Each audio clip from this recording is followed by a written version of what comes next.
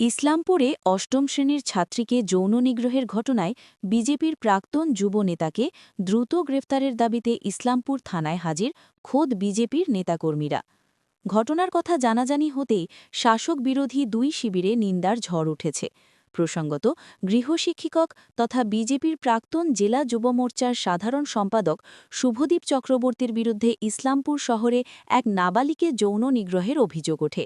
এরপরে বিজেপির পক্ষ থেকে সেই যুব নেতাকে বহিষ্কারের বিজ্ঞপ্তি প্রকাশ করা হয়। থানায় অভিযোগ দায়ের হওয়ার পর থেকেই অভিযুক্তের কোনো হদিস পাওয়া যাচ্ছে না। ইসলামপুর শহরে এমন নিন্দনীয় ঘটনার অভিযোগ জমা পড়ার ৪৮ ঘণ্টা পেরিয়ে গেলেও অভিযুক্তকে গ্রেফতার না করার ফলে তীব্র ক্ষোভ প্রকাশ করেন বিজেপির নেতৃত্বরা। পুলিশের কাছে লিখিত জমা দেওয়ার পাশাপাশি ওই অভিযুক্তের কঠোরতর শাস্তির দাবি করেছেন সকলে। দেখুন, অভিযোগ যে থানায় জমা পড়ছে ৪৮ ঘন্টা হয়ে গেল। এই ৪৮ ঘন্টাতে পুলিশ অন্যান্য আসামির মতোই এখনও অবধি তাকে গ্রেপ্তার করতে পারলো না। আর আমরা প্রথম থেকেই বলে এসেছি, ক্রিমিনাল যে হয় সে ক্রিমিনালই হয়। সে কোনো দল, কোনো ধর্ম, কোনো জাতের হয় না। তার মানসিকতাই ক্রিমিনালই থাকে। আর ক্রিমিনাল সে যদি কোনো অন্যায় না করে থাকতো তাহলে সে চোরের মতো পালালো কেন? এখানেই প্রমাণিত যে সে জেনে বুঝে কাজটি করেছে, যার জন্য সে পালিয়েছে। আর সবথেকে বড় কথা হচ্ছে যে ভারতীয় জনতা পার্টি, আপনারা দেখবেন আমরা কখনোই এই অন্যায় সাপোর্ট আমরা করি না। এবং আমরা প্রশাসনকে একটা লিখিতভাবে জানালাম যে ৪৮ ঘন্টা পার হয়ে গেল, আপনারা কেন গ্রেপ্তার করতে পারলেন না এখনও। আর আমরা যদি এবারে গ্রেপ্তার না হলো, পরবর্তীকালে আমরা কিন্তু এটা বৃহত্তর আন্দোলনে যাব। আমরা ওই ক্রিমিনালের সাজা চাইছি। সে কোন দলের সাথে যুক্ত না যুক্ত সেটা বড় বিষয় না। আমাদের দল সে একসময় করতো, কিন্তু আমরা তার এই বিভিন্ন অনৈতিক কাজের জন্য কিন্তু আমরা আগেই তাকে ২৬শে ডিসেম্বর তাকে সাসপেন্ড করে দেওয়া হচ্ছে। সে শোকজ অবস্থায় ছিল। সে এরা ২৬শে ডিসেম্বরে আমরা বহিষ্কার করেছি, এই ২৫-এ। কিন্তু তার আগেও সে অনেক ধরনের অন্যায় কাজ করেছিল এবং দলের সমস্ত দায়িত্ব থেকে তাকে মুক্ত করা হয়েছিল। কিন্তু তার সত্ত্বেও সে শুধরালো না। এবং সব থেকে জঘন্যতম কাজটা যেটা করেছে তার কোনো ক্ষমা নেই। এবং আমরা ভারতীয় জনতা পার্টি সর্বোচ্চভাবে এর বিরুদ্ধে যা যা করতে হয় আমরা করব।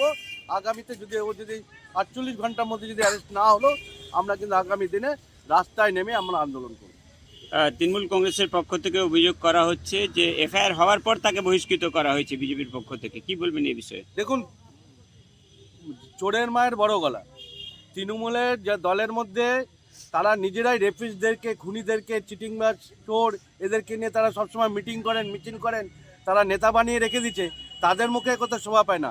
ভারতীয় জনতা পার্টি যদি পদক্ষেপ না নিত, ভারতীয় জনতা পার্টি যদি তাকে সেন্টার দিত, ভারতীয় জনতা পার্টি যদি তার পেছনে দাঁড়িয়ে থাকতো খুঁটির মতো, যেটা তারা করেন, তারা তো থানা থেকে তো তাদের মুখ্যমন্ত্রী নিজে থানা থেকে আসামি ছাড়িয়ে নিয়ে যায়। তারা থানাতে বসে তারা আসামি ছাড়িয়ে নিয়ে যায়। তারা বিজেপিকে যেন জ্ঞান দিতে না আসে। বিজেপি যে কোনো ক্রিমিনাল, আমরা পরিষ্কার বলি, আর এইটা তো একদম জঘন্যতম কাজ।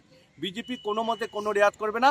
এবং আগামী দিনে ৮-১০টা আসামির বিরুদ্ধে যেভাবে বিজেপি পথে নেমেছে, এই আসামির বিরুদ্ধে বিজেপি পথে নামবে।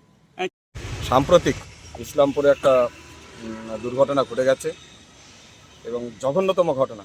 সেই ঘটনায় পরিবারের যাকে অভিযুক্ত করেছেন তিনি হলেন শুভদীপ চক্রবর্তী। এবং পুলিশ ৪৮ ঘন্টা পার হয়ে গেছে, এখনও তাকে কেন গ্রেপ্তার করা হয়নি।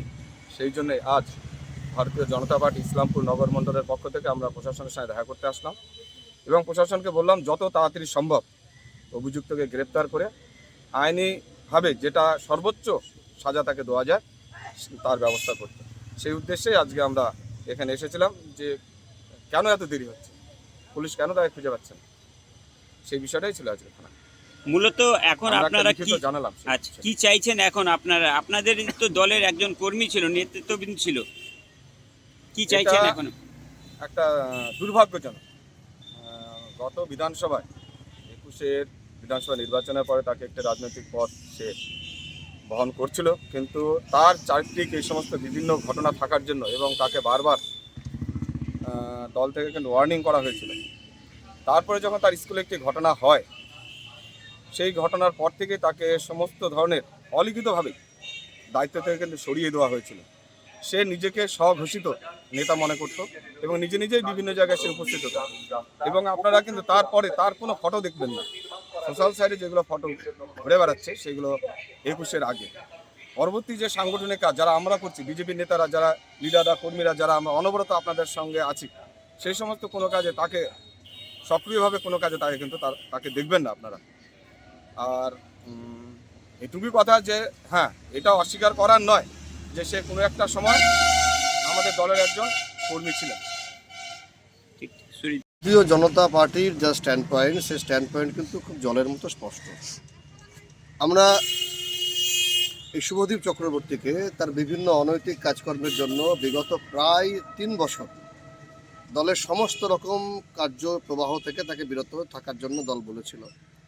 এবং যে কথাগুলো উঠছে যে এর আগে তার বিদ্যালয়ের এক শিক্ষিকার সঙ্গে দুর্ব্যবহারের প্রসঙ্গ, এই দুর্ব্যবহারের প্রসঙ্গের সাপেক্ষে এবং আরও কিছু অনৈতিক এবং দলবিরোধী কাজের সাপেক্ষে তাকে আত্মপক্ষ সমর্থনের জন্য তাকে কারণ দর্শানোর নোটিশ ইতিপূর্বে 2 বার ধরানো হয়েছে।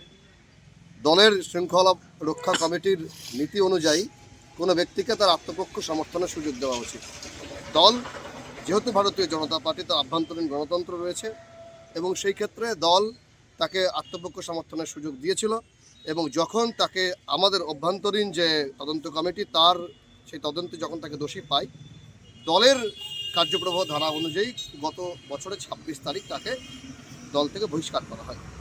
এবং কাকতালীয়ভাবে সেই ব্যক্তি না শুধরে যে ধরনের নিন্দনীয় এবং নারকীয় বর্বরোচিত ঘটনাতে নিজেকে অভিযুক্ত করেছেন, তার ফলশ্রুতিতে ভারতীয় জনতা পার্টি এই অপরাধের শাস্তির জন্য সরাসরি প্রশাসনের দ্বারস্থ হয়েছে।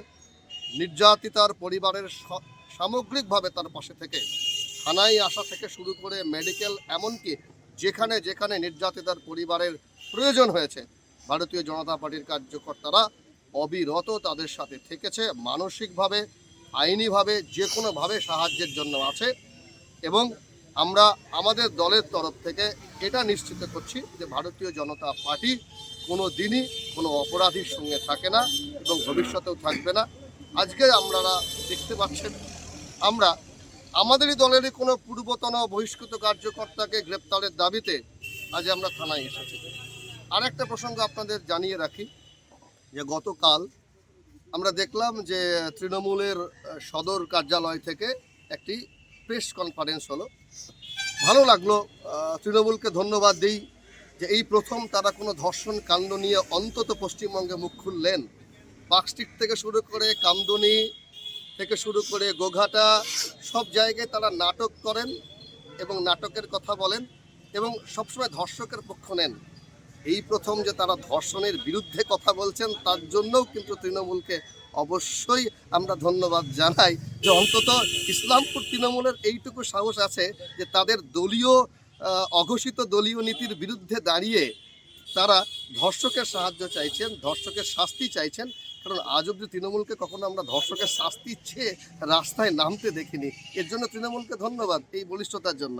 আর দ্বিতীয় কথা হচ্ছে যে তারা আমাদের দিকে একটা অভিযোগ করেন যে আমরা অপরাধীকে আমরা আড়াল করছি।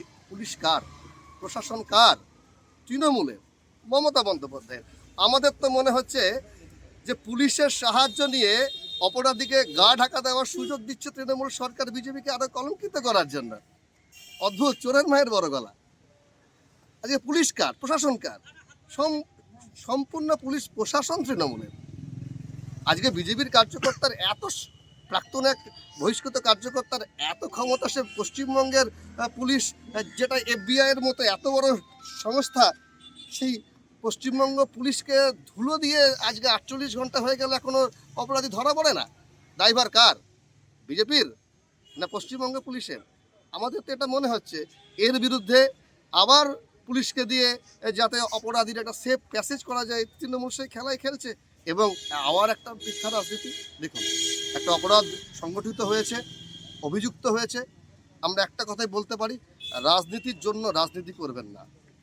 আইন তার মতো কাজ করুক, অপরাধীর জন্য কেউ দাঁড়াবেন না। এই জঘন্যতম অপরাধ, তার বিরুদ্ধে সকলকে একত্রিতভাবে হতে হবে। আমি ইসলামপুর নগরের বা ইসলামপুরের সকল মানুষের কাছে ভারতীয় জনতা পার্টির পক্ষ থেকে এই আশ্বাস দিচ্ছি যে আমরা কোনো দিনই অপরাধীর সঙ্গে নয়, অপরাধীর সঙ্গে থাকবো না এবং বিচার চাইছি, দ্রুত বিচার চাইছি এবং মানুষের কাছে এই বার্তা দিতে চাইছি, ভারতীয় জনতা পার্টি নিষ্কলুষভাবে এই ঘটনার পূর্ণাঙ্গ তদন্ত আশা করে।